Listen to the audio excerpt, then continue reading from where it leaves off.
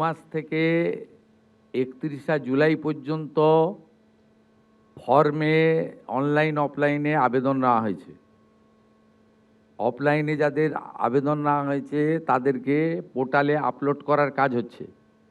2,16,00,000 মোট আবেদন করেছেন। এই আবেদনকারীদের প্রত্যেকটা ভেরিফিকেশন করার কাজ চলছে। ভেরিফিকেশন প্রায় শেষ পর্যায়ে এসে গেছে। 17 আগস্ট থেকে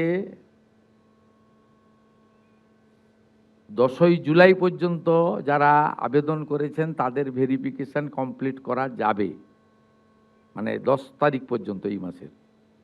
11 থেকে 31 জুলাই ভেরিফিকেশনের জন্য আরও সময় লাগবে, কিন্তু আমরা এই মাসের 17 আগস্ট থেকে আমরা 3,000 টাকা করে ভেরিফাইড লোকেদেরকে, মহিলাদেরকে অ্যাকাউন্টে পাঠাবো।